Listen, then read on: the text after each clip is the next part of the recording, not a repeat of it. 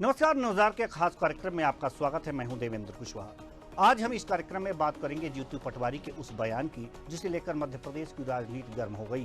दरअसल जीतू पटवारी ने CM doctor Mohan Yadav को चेतावनी देते हुए कहा है कि आप बदले की भावना से काम करेंगे तो मामला बिगड़ सकता है। क्या है पूरा मामला, जानेंगे इसी कार्यक्रम में। तो आइए शुरू करते हैं। एमपी में बदलापुर।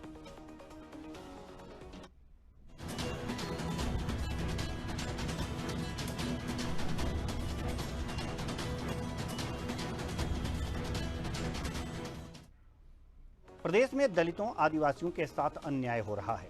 हत्या, दुष्कर्म और घोटालों के मामले प्रदेश को हर दिन कलंकित कर रहे हैं। विपक्ष ने प्रदेश की कानून व्यवस्था को सुधारने के लिए मुख्यमंत्री को 10 से ज्यादा पत्र लिखे, लेकिन वह विपक्ष के साथ बदले की भावना से काम करने लगे हैं। यही वजह है कि चुनाव के दौरान मेरे ऊपर 4 एफआईआर दर्ज की गई, लेकिन सभी कोर्ट में खारिज हो गई। ये शब्द हैं जीतू पटवारी के, जो पीसीसी चीफ हैं मध्य प्रदेश के।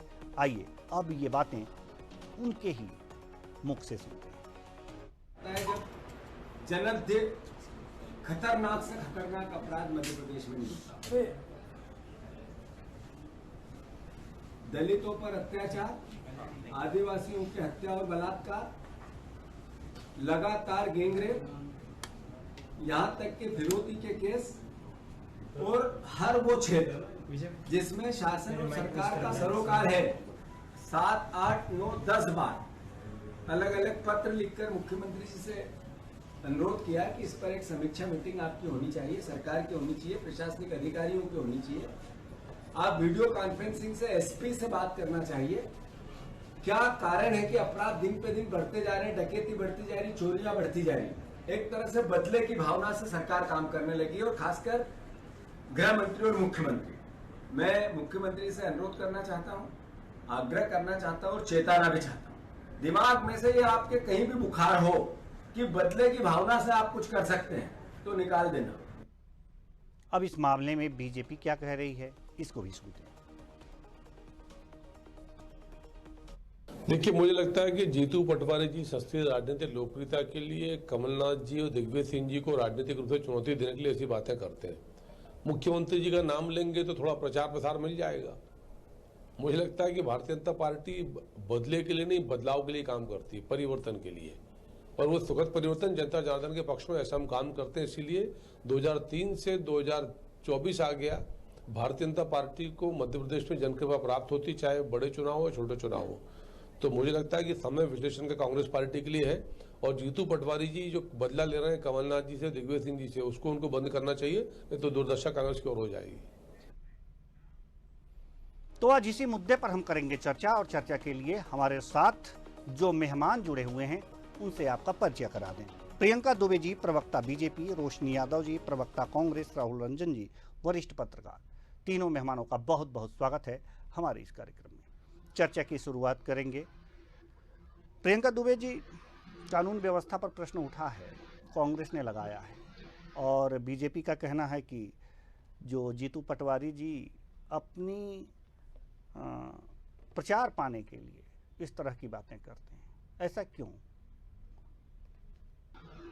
जाके नहीं भावना प्रभु मुहूर्त देखिए, जिसकी जैसी भावना होती है उसको वैसा ही सारा कुछ आसन नजर आने लग जाता है। ये सत्यता दिखाई देती है जीतू पटवारी जी के बयान से। अब ये कहते हैं कार्रवाई की गई। मेरा बस आप लोग के माध्यम से इतना सा ही प्रश्न है कि जो कार्रवाई की गई है, क्या वो सीआरपीसी, आईपीसी या संविधान, इन सभी से इतर होकर के इनके ऊपर की गई है, उसका पालन उसमें नहीं किया गया है? अगर ऐसा सत्य है तो जीतू पटवारी जी जो कह रहे हैं वो सत्य है, परंतु कानून का अनुपालन करते हुए फिर चाहे वो किसी भी पार्टी का कोई व्यक्ति हो, आम नागरिक हो या जो भी इंसान हो, अगर उसके ऊपर कार्रवाई की जाती है तो अगर वो निर्दोष है तो बात अलग है, और अगर निर्दोष सिद्ध हो गया तो उसको सजा भुगतने के लिए तैयार होना चाहिए। ये सभी के लिए एप्लीकेबल है। अगर हम बात करें तो इसमें सभी के पेरे आते हैं। इसके पहले भी जो आइडिया रिकॉर्ड था, जो विधानसभा इलेक्शन के समय सभी अपना अपना सबमिट किया था, क्या उस समय जीतू पटवारी जी के ऊपर कोई मामले कायम नहीं है? ये इसके पहले उनके पर कायमियां नहीं की गई हैं। पर आज इस बात को मुद्दा बना के वो जो सबकी लोकप्रियता पाना चाहते हैं, ये राजनीति का सबसे गिरा हुआ स्तर है। जीतू पटवारी जी हर मौके पर, हर मोर्चे पर असफल सिद्ध हुए हैं। आज तक इतना नकारा नेतृत्व कांग्रेस का कभी नहीं रहा जिसमें इतना ज्यादा परिवर्तन या इतना परिवर्तन किया गया हो, इतनी भगदड़ मची हो। तो उनसे इस चीज का आत्ममंथन करने के स्थान पे अभी भी आरोप प्रत्यारोप की राजनीति को कर रहे हैं, जबकि उनको जमीनी स्तर पर अपनी पार्टी को मजबूत करने के प्रयास करने चाहिए। चलिए रोशनी यादव जी, हम आपके पास आना चाहेंगे। कांग्रेस लगातार कानून व्यवस्था को लेकर के आरोप लगा रही है बीजेपी सरकार पर। क्या वास्तव में कानून व्यवस्था इतनी लचर है और बार बार विपक्ष के आगाह करने पर भी कोई कार्रवाई नहीं हो रही? मैं दर्शकों को बैठना चाहूंगी और मेरे पार्टियों को। आज मध्य प्रदेश में प्रशासन और सरकार पे ये बड़ा सवाल उठता है। आप देखेंगे कि पूरे देश में जो देश का दिल कहे जाने वाला मध्य प्रदेश, अगर आज मैं ये बात कहूंगी तो कहीं ना कहीं शर्मिंदगी महसूस करती हूँ, क्योंकि आज दलित और आदिवासियों को लेके मध्य प्रदेश पहले नंबर पे है और करीब लगातार मुझे लगता है इनको जो है प्रियंका बहन को आंकड़ा पता करना चाहिए कि इस अत्याचार में, शोषण में मध्य प्रदेश 51% लगातार वृद्धि हो रही है। ये इसका स्तर कम नहीं हो रहा है, इसलिए विपक्ष आप पर सवाल उठाता है। आप पर सवाल इस बात के लिए उठाता है कि आज सागर में जिस तरह की घटना हुई है, जो बेटी न्याय की, इंसाफ की लड़ाई लड़ती है और उसके भाई को, चूंकि वो दलित है और इस आपसी रंजिश में उसकी हत्या कर दी जाती है और उसके चाचा की हत्या कर दी जाती है, और जो बेटी इंसाफ की लड़ाई लड़ रही थी और उसको ये कह दिया जाता है कि एम्बुलेंस के गेट खुल जाते हैं और उस बेटी की भी निर्मम हत्या हो जाती है। तो क्या सवाल खड़ा नहीं होता? ये एक मामला नहीं है। आपने पहले भी देखा, इससे पहले एक दलित भाई पर पेशाब करने का मामला, उसमें भारतीय जनता पार्टी के नेता, भारतीय जनता पार्टी के कार्यकर्ता पेशाब करते हैं और उसको क्या न्याय मिला? मुख्यमंत्री अपने आवास पर बुलाते हैं, उसके चरण पखारते हैं, उसका तिलक करते हैं, उसके बाद उसको आवास और उसका घर बनाने की उसको झूठी आश्वासन देते हैं। आज जाकर के उस भाई से मिलिएगा और उसके वक्तव्य को सुनिएगा कि वो कितना दुखी है। आज उसको कोई संरक्षण नहीं दिया जा रहा है। वहीं आप एक और छतरपुर का मामला देख लीजिए। पुलिसकर्मी होकर के, जिसका पुलिसकर्मी का डर भय जनता को रहता है, आज वही पुलिसकर्मी दयाचंद जी 100 पुलिसकर्मियों के बीच में दूल्हे का वो सेहरा पहनते हैं। ये जो है समाज की समानता को हम देख पा रहे हैं। ये जो असमानता फैल रही है, जिस तरीके से भारतीय जनता पार्टी प्रशासन पर, जो प्रशासन बेलगाम हो रहा है, लगातार अत्याचार और बलात्कार जो पड़ रहा है। आप देखिए कि एक जगह गुना में एक चोरी चकारी का मामला है, आप उसको पनिश करिए, हम भी भाई इसमें आपके साथ हैं, लेकिन वो एक चोरी का मामला सामने आता है, उसके कपड़े उतार करके उसके दुकान को, मकान को तोड़ दिया जाता है। लेकिन क्या बनारस में प्रधानमंत्री जी के क्षेत्र में इनके IT सेल के कुंदन से लेके और कार्यकर्ता जब एक बेटी के साथ गलत करते हैं, अत्याचार करते हैं, तो क्या उनके घरों पर बुलडोजर चलाई जाती है? ये इनसे पूछा जाता है। इस भारत देश की बेटियां जो गौरव और सम्मान लेके आती हैं, रेसलिंग की बेटियां, उसे सुप्रीम कोर्ट नोटिस देता है, मुजरिम करार देता है। क्या आप उसको जो है जेल में डालते हैं? कानून व्यवस्था, आप तोहफे के रूप में उसको टिकट देते हैं? कहने का तात्पर्य है रोशनी यादव जी की कानून व्यवस्था लचर है मध्य प्रदेश में, ऐसा कुछ कहना चाहती हैं आप? वरिष्ठ पत्रकार, लगातार बढ़ोतरी हो रही है, इस पे इनको नजर डालना चाहिए। जी बिल्कुल। 2024 के अभी क्राइम रिपोर्ट नहीं आए हैं NCRB के, नहीं तो डाटा भी हम देते। वरिष्ठ पत्रकार राहुल, 2022 का आप देख सकते हैं, 2022 में भी इनकी सरकार ये चला रहे हैं, तो 2022 का आंकड़ा देख लीजिए आप। ठीक है आज देश में हम आंकड़े दे रहे हैं, हम देंगे, अभी आंकड़े देंगे, 22 और 23 की तुलना कर लेंगे, अभी कर लेंगे। ठीक है, पहले डॉक्टर राहुल रंजन जी के पास जाना चाहेंगे। क्या वास्तव में कानून व्यवस्था लगातार लचर होती जा रही है मध्य प्रदेश में? अकस्मात क्राइम का ग्राफ बढ़ा है, ऐसा लगता है आपको? देवेश जी, जी, ये जो ग्राफ है वो धीरे धीरे कम होने के बजाय ये बढ़ते ही चला जा रहा है। ये बात तो सच है कि मध्य प्रदेश में जिस स्तर से क्राइम बढ़ रहा है उसको उसका नियंत्रण उतनी तेजी के साथ में सरकार नहीं कर पा रही है। अब ये कह दिया जाए कि नहीं, हम ये जानना चाह रहे हैं कि डॉक्टर मोहन यादव के आने के बाद से ये क्राइम ग्राफ बढ़ रहे हैं या इससे पहले बढ़े हैं? इससे पहले से बढ़े? ये नहीं, ये आप नहीं कह सकते डॉक्टर मोहन यादव मुख्यमंत्री बने इसके बाद ग्राफ बढ़ रहे हैं। नहीं, ये मध्य प्रदेश का रिकॉर्ड तो पिछले 3-4 सालों से बढ़ता ही चला जा रहा है। इसमें कहीं कम नहीं हो रहा। ना इसमें अपराध, किसी भी तरह का अपराध ले लो, चाहे वो बेटियों के ऊपर अपराध हो रही हो या फिर नहीं, ये आंकड़े हैं हमारे पास 22 और 23 की तुलना करके परसेंटेज निकाले गए हैं, वो हम आपको दिखाना चाहेंगे, उसके बाद फिर हम बात करेंगे। ग्राफिक्स अगर जो फ्लैश कर पाए, एनसीआरबी के आंकड़े हैं 2022 और 23 की तुलना किया गया है, उसके बाद जो क्राइम घटे हैं वो चीज हम आपको दिखा रहे हैं। घटे हैं या बढ़े हैं वो ग्राफिक्स के माध्यम से हम आपको दिखाएंगे। चलिए प्ले कीजिए। तो ये है एनसीआरबी के आंकड़े। प्रदेश में कुल अपराध में कमी 0.41%, हत्या में 10.90% की कमी, हत्या के प्रयास में कमी 10.24%, डकैती में 26.47% की कमी, नकाबजनी में 8.71% की कमी, नाबालिगों के विरुद्ध घटे अपराध 13.93%, अनुसूचित जाति के विरुद्ध घटे अपराध 4.12%, अनुसूचित जनजाति के विरुद्ध अपराधों में कमी 13.81%। ये आंकड़े हमने आपको इसलिए दिखा दिए कि ये मात्र 22 और 23 के आंकड़े हैं, एनसीआरबी के आंकड़े हैं, और इसको तुलना करके ये दिखाया गया है कि कितने कितने प्रतिशत किन किन अपराधों में घटे हैं मामले।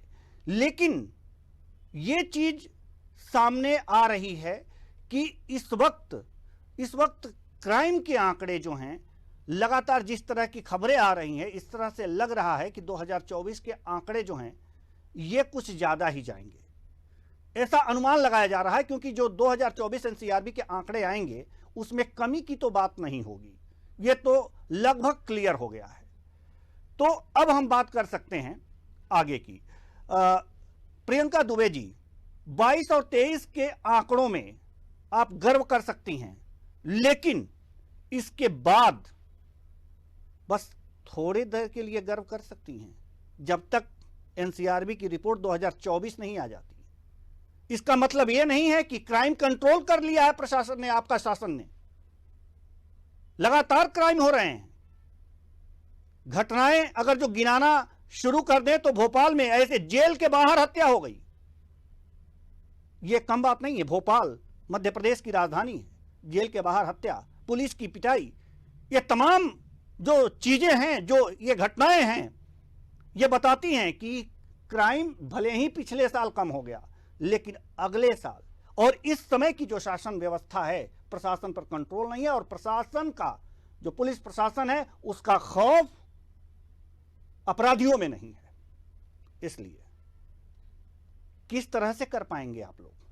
क्या एक साल कंट्रोल करके दूसरे साल बढ़ा देना है, या फिर उसी आंकड़े को आप लोग गिनाएंगे, पिछले आंकड़े? हां, आपके पक्ष में मैंने आंकड़े दिए हैं, पक्ष में इसलिए कि ये आंकड़े हैं, लेकिन इसका मतलब यह नहीं है कि इस समय जो क्राइम हो रहा है, अगर मध्य प्रदेश की बात कर ली जाए, भोपाल की बात कर ली जाए, तो यहां कुछ कम हुए हैं, यहां तो बढ़ते हुए देखे जा रहे हैं। और रिपोर्ट भी हमको लगता है कि अगर यही स्थिति रही, यही रेशियो रहा, तो रिपोर्ट भी 2024 की जो आएगी वो आपके पक्ष में नहीं जाएगी। तो प्रशासन पे शिथिलता क्यों? प्रशासन का अपराधियों में खौफ क्यों नहीं बन पाया जो एक साल पहले बना था? जवाब चाहिए प्रियंका दुबे जी आपसे।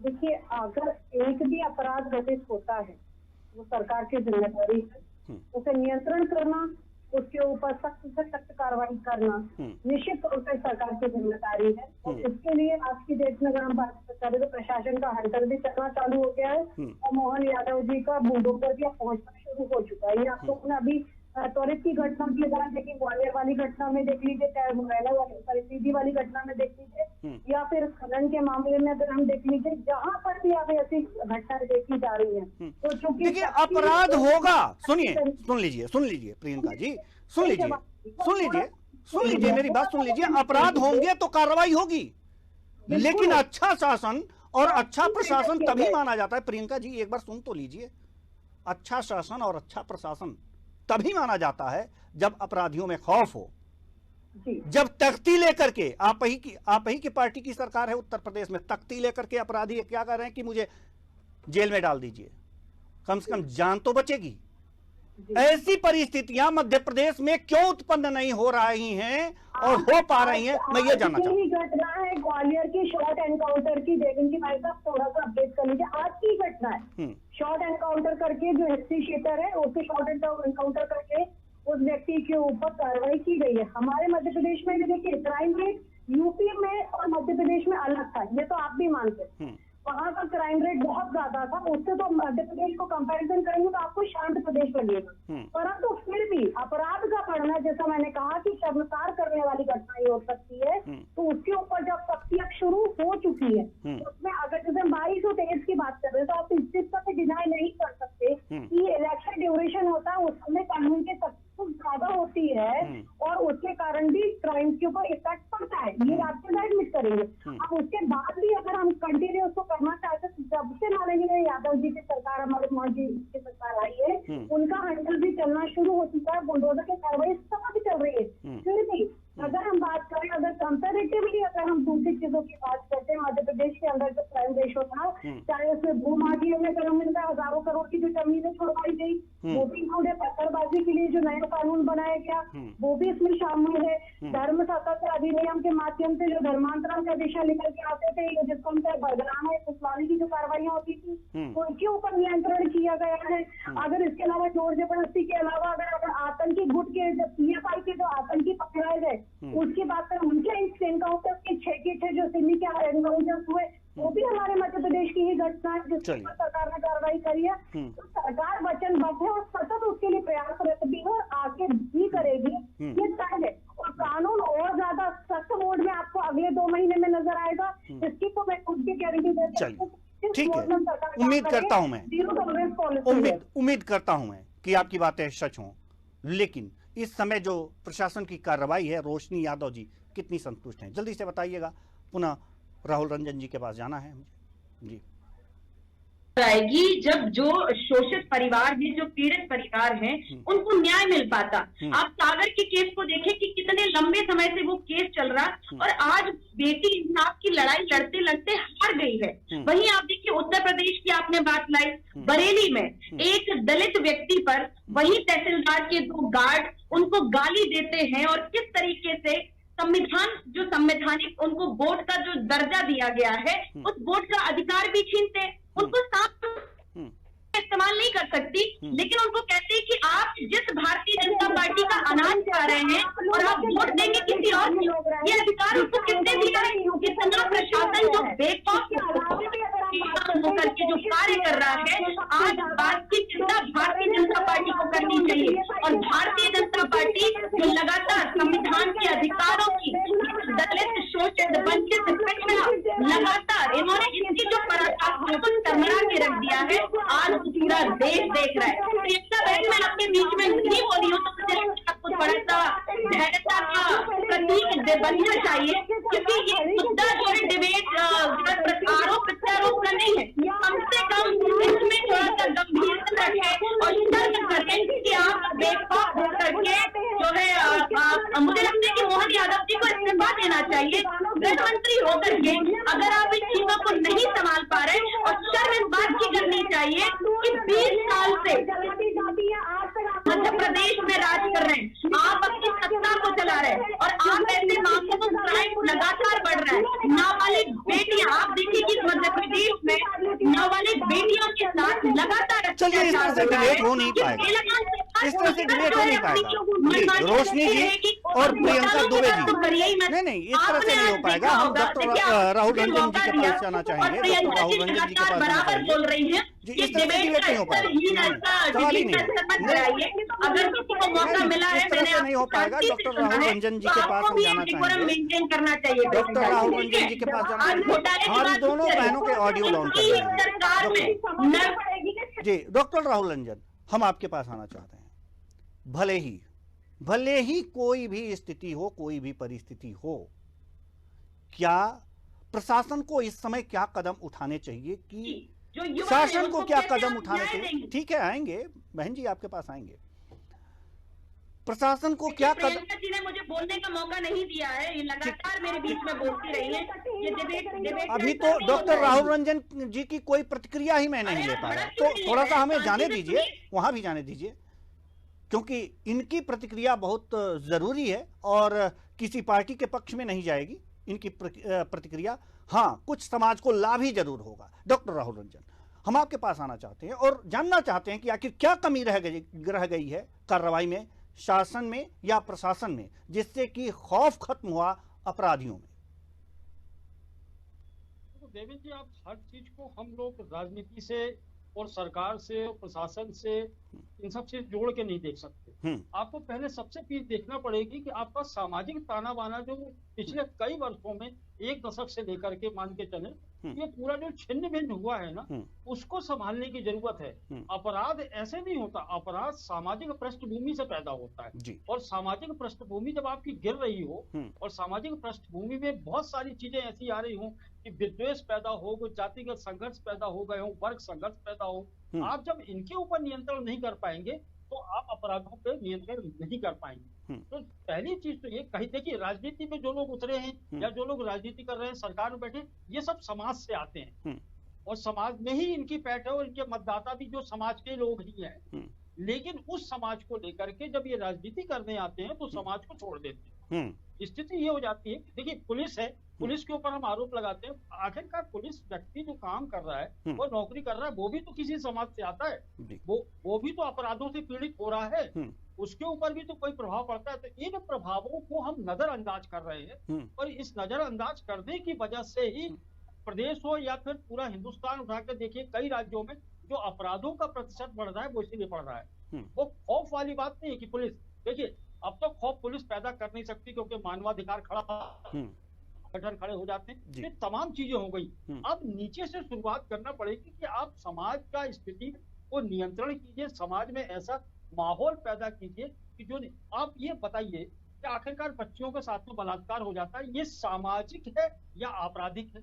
ये आपराधिक पृष्ठभूमि में जो लोग आए वो किसी समाज से आए। जिस समाज में जो है ये ऐसी मतलब कुरूपता आ गई है या ऐसा गंदगी पैदा हो गई है, यही से समाज से पैदा हो रहा है ना। ऐसी मानसिकता पैदा हो रही है कि बच्चों के साथ में बलात्कार हो रहा है, आदिवासियों के ऊपर, दलितों के ऊपर यदि होता है तो ये समाज ही पैदा हो रहा है ना। तो आप उस चीज को यदि आप अलग करेंगे, समाज में पैठ जमाएंगे, समाज, सरकार हो या पुलिस, देखिए पुलिस ने कई बार प्रयोग किए हैं कि जनता के बीच में जाएंगे, जनता के साथ में सामंजस्य बिठा लेंगे, पुलिस मित्र बनेंगे, दुनिया भर के प्रयास हो गए। आप भी देवेंद्र जी देख रहे हैं, वर्षों से प्रयास चल रहे हैं लेकिन कभी सफलता नहीं मिल पाई। उसकी वजह क्या है कि आप इसको बंद कमरों में या फिर बैठकर नहीं कर सकते, आपको गाँव खेड़े में जाना पड़ेगा, टोले मजरों में जाना पड़ेगा, वहाँ के सामाजिक दायरों को आपको देखना पड़ेगा, वहाँ के सामाजिक धरोहरों को देखना पड़ेगा, वहाँ का जो सामाजिक ताना बाना है उसको देखना पड़ेगा, तब जाकर के अपराध के ऊपर नियंत्रण हो सकता है। क्योंकि किसी भी तरह का अपराध हो वो समाज से ही पैदा हो रहा है और जब समाज आपका अनियंत्रित होगा तो आप अपराधों पे नियंत्रण नहीं कर सकते। तो सामाजिक मानसिकता पहले सुधारना होगी, चाहे सरकार को काम करना होगा समाज में, तब जाकर के ये अपराधों के ऊपर नियंत्रण आप कर सकते हो। वरना आप कितने भी डंडे चला लीजिए, अपराधी कभी नहीं मानता। आप बुलडोजर से कितने भी मकान गिरा दीजिए, अपराध कंट्रोल कभी नहीं होता। दूसरी चीज देखो देवेंद्र जी, क्या होता है कि आप पुलिस थाने आपने बना दिए हैं, आपके ऊपर अपराध होता है, आपको FIR दर्ज करने पहुंचने तक नहीं दिया जाएगा कि FIR दर्ज करवा सको, तो अपराध कहाँ बचा? जी बिल्कुल। रोज नामचे की जो परंपरा होती है कि रोज नामचा दर्ज होता है, रोज नामचे पर जब जाएगा ही नहीं मामला, FIR कटेगी ही नहीं, तो फिर मामला क्या हुआ? तो ये जो सरकारी तंत्र में जो आंकड़ेबाजी होती है ना, वो होती है जिसकी FIR जी। कितने मामले होंगे आपके सामने भी, और तमाम लोगों की ये बहन जी लोग बैठी है दोनों, आप बता दीजिए 100 में से मुश्किल से 10 मामले अब थाने की दहलीज तक पहुंचते हैं जिनकी FIR कटती है, और 90 लोग चुप हो जाते हैं। ये 90 लोग कौन हैं? 90 लोग वही समाज के लोग हैं जो ये देखते हैं कि ऐसी बुराई हो जाएगी, हमारी बदनामी हो जाएगी, हमारा ये हो जाएगा, हमारा वो हो जाएगा, ये अपराध दर्ज नहीं कराते। तो इन मामलों को भी तो आपको देखना पड़ेगा। समाज कहाँ जा रहा है? बिल्कुल बिल्कुल, लेकिन समाज के लिए क्या कर रही है हमारी सरकार? इन समाज में जो प्रदूषण फैल रहा है, एक तरह से कहिए जो दूषित हो रहा है हमारा समाज, उसके लिए क्या कर रही है सरकार? प्रियंका दुबे जी, हम आपके पास आएंगे, कम शब्दों में जवाब दीजिएगा क्योंकि रोशनी यादव जी के पास भी हम जाएंगे और उनका भी कुछ जरूर वक्तव्य लेंगे जल्दी से। इन सब चीजों को लेकर के पैरालीगल सर्विसेज स्टार्ट की गई है, जिसको लेकर के पैरालीगल वॉलंटियर्स, पैरालीगल क्लिनिक्स जो है वो काम कर रहे हैं, जहाँ पे जैसा कि बहुत बड़ा विषय राहुल जी भाई साहब बोलना चाहिए, थोड़ा सा रह गया, पर मैं उनके भाव समझ सकती हूँ, जिसमें ऐसा भी तबका आता है जो कानून से सहायता लेने में भी सक्षम नहीं होता है, इतना पैसा ही उनके पास नहीं होता है कि वो केस भी लड़ सके। उनके लिए कानून की व्यवस्था की गई है कि पैरालीगल सर्विसेज उनको अवेलेबल हो, पैरालीगल क्लिनिक्स हो गए, इवन उनके लिए पैरालीगल वॉलंटियर्स के साथ ही साथ वकील भी अवेलेबल करवाए जाते हैं, जिनके माध्यम से वो लोग अपना केस भी संचालित कर सके। दूसरा क्वेश्चन जिसमें उन्होंने कहा कि शर्म लगती है, बात बोल नहीं सकती, तो confidentiality one stop centres create किए गए हैं जिसपे जाके बहन बेटियां या घरेलू हिंसा या वृद्धजनों से संबंधित अधिनियम जो है उसको लागू कराने के लिए उनकी काउंसलिंग भी की जा रही है, ताकि मामले को जितना हो सके संभाला जा सके, और अगर सुलह हो सकती है तो वो अच्छे उत्तम की बात है। इसके अलावा भी जैसा भाई साहब ने कहा कि बहुत समझ रही हूँ उनकी स्थिति, सामाजिक स्थिति में ये सब चीजें कठिन है, परंतु मैं प्रैक्टिकल बात कर रही हूँ कि पहले महिला जो अपराध के लिए थाने में जाती थी, बिल्कुल सत्य है कि पहले मामले मतलब उसको जिस बुरा भाव से और जिस भेद दृष्टि से देखा जाता था, बहन जाना ही पसंद नहीं करती थी कि हम अपराध कैसे लिखा है। तो पहले उसके लिए महिला डेस्क तैयार किए गए, उसके बाद में महिला डेस्क के बाद में आज महिला थाने बनाए गए हैं ताकि महिला अपनी समस्या महिलाओं के बीच में रख सके, जिसके कारण आज मामले रजिस्टर हो पा रहे हैं और उनको न्याय मिल पा रहा है। महिलाओं के द्वारा ही वो सारी विवेचना की जाती है ताकि वो कंफर्टेबल होकर के अपनी परेशानी को रख सके। साथ ही इसमें पूरी टाइप से वन स्टॉप सेंटर उसके हेल्प करते हैं, जिस महिला एवं बाल विकास को विभाग के द्वारा ये विभाग संचालित किए जाते हैं। इससे काफी स्तर तक महिलाओं को न्याय दिलाने में हमें सहायता भी मिल पाई है। जो भाई साहब ने कहा कि जैसे बाल विवाह जैसी समस्या भी पहले बहुत ज्यादा होती थी, ये भाई साहब भी इस बात से सहमत होंगे, मुझे इस मामले को कहने में कोई बुरा भाव नहीं है। यहाँ तक कि ह्यूमन ट्रैफिकिंग में भी महिला एवं बाल विकास विभाग में वन स्टॉप सेंटर ने काफी अच्छे से सफलता पाई है, जिसमें बच्चियां रेस्क्यू भी की गई है और विधिवत अपने स्थान तक पहुंचाई भी की गई है। सरकार सतत प्रयासरत है और जीरो टॉलरेंस पॉलिसी पे काम कर रही है। हर स्तर पर हर सरकार जो है वो जनता के साथ खड़ी हुई है और भविष्य में भी खड़ी रहेगी। चलिए रोशनी यादव जी, क्या जो भी सामाजिक कार्य इन्होंने गिनाए हैं, क्या आपको लगता है कि इससे जो समाज है वो पूरी तरह से स्वच्छ हो सकता है? पूरी नहीं तो आधा ही सही, क्या लगता है? और कहाँ कमियां हैं, क्या होना चाहिए? जहां कमियां हो आप बता दीजिए। अगर भारतीय जनता पार्टी ने इस तरह की ये अनुशासन भ्रष्टाचार की जो बात करते हैं, अगर वाकई इन्होंने 20 सालों में इस पर काम किया होता तो आज ये सवाल खड़े इन पर नहीं हो रहे होते। और जहां प्रशासन की बात आती है तो आप ये मानते हैं, और आप भी मुझे लगता है अनुभवी हमारे पत्रकार और एंकर में है, कि जब तक सत्ता की नकेल प्रशासन पर नहीं कसी जाती है, अगर हम सागर का ही मामला देख लें तो प्रशासन बेखौफ होता है, तब इस दरिंदगी को अंजाम मिलता है और समाज में ऐसी मानसिकता पनपती है और वो निर्भय हो जाते हैं, निडर हो जाते हैं। उन्हें ये डर नहीं होता कि प्रशासन और सत्ता हमारा कुछ बिगाड़ सकती है, क्योंकि ये जो माफिया है, जो ये दरिंदे हैं, वो सत्ता में ही पनपते हैं। तो सत्ता पर सवाल उठता है। अगर मानसिकता को बदलने की बात की जाए और अगर हम प्रधानमंत्री नरेंद्र मोदी और भारतीय जनता पार्टी से सीखें तो इन्हीं के प्रवक्ता कहते हैं कि जगन्नाथ भगवान के भक्त हैं मोदी, तो ऐसे भारतीय जनता पार्टी इस देश को क्या सिखाएगी? अगर वो भगवान है तो मध्य प्रदेश के सारे और देश के अत्याचार, बलात्कार, करप्शन सबका जो है विनाश कर डाले, क्योंकि वो तो देवपुत्र हैं।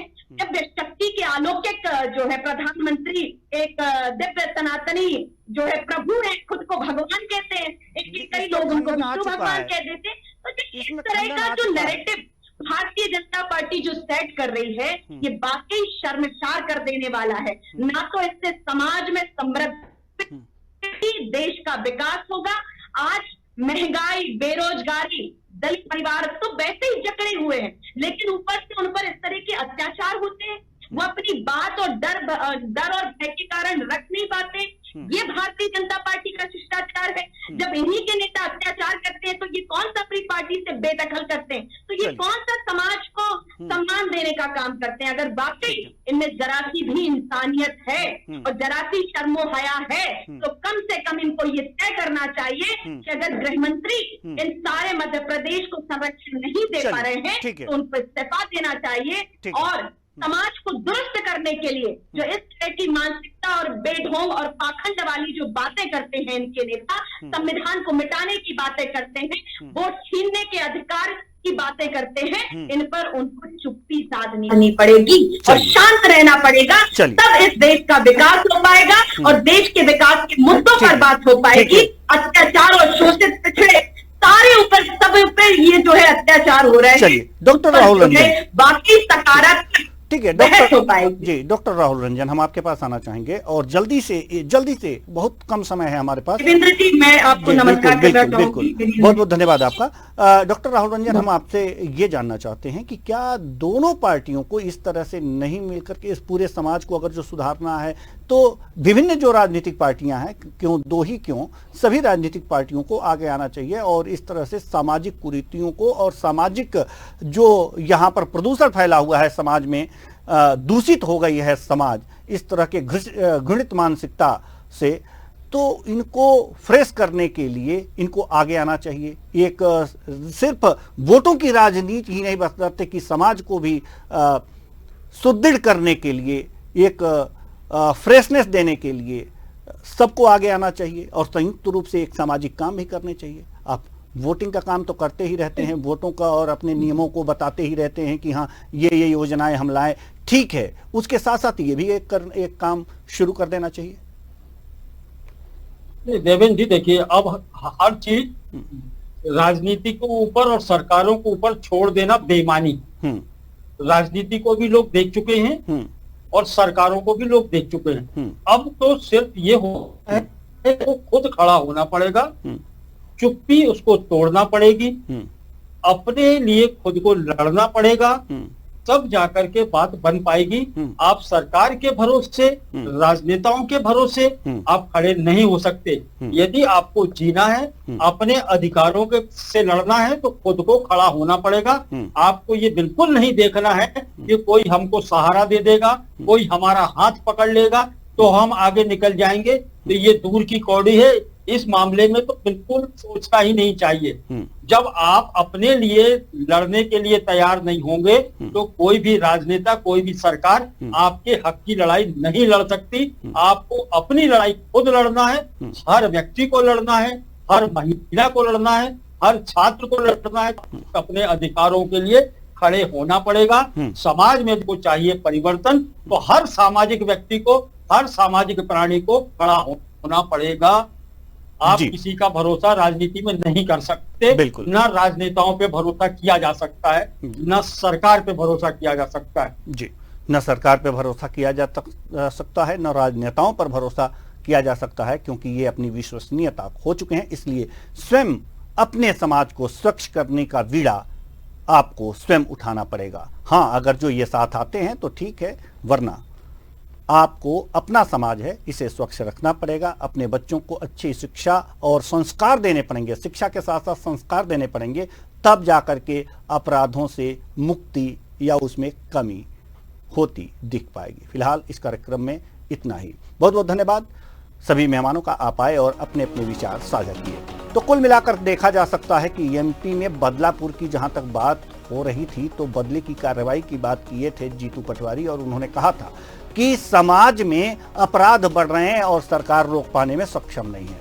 तो समाज में और इस मध्य प्रदेश में अगर अपराध बढ़ रहे हैं तो उसी समाज में आप भी हैं, और आप भी एक राजनीतिक दल हैं, आप भी आगे आइए और सरकार तो इस पर 2 कदम और आगे बढ़ करके क्राइम कंट्रोल करने का काम करे। साथ ही साथ सामाजिक संगठन भी इसके लिए आगे आए और स्वयं, जैसा कि हमारे वरिष्ठ पत्रकार महोदय ने कहा है, कि स्वयं अपने लोगों को, अपने समाज के लोगों को, अपने बच्चों को संस्कार दें, शिक्षा के साथ साथ संस्कार भी दें, जिससे कि अपराधी प्रवृत्ति उनके अंदर जगने न पाए। फिलहाल इस कार्यक्रम में इतना ही। मुझे दीजिए इजाजत। नमस्कार।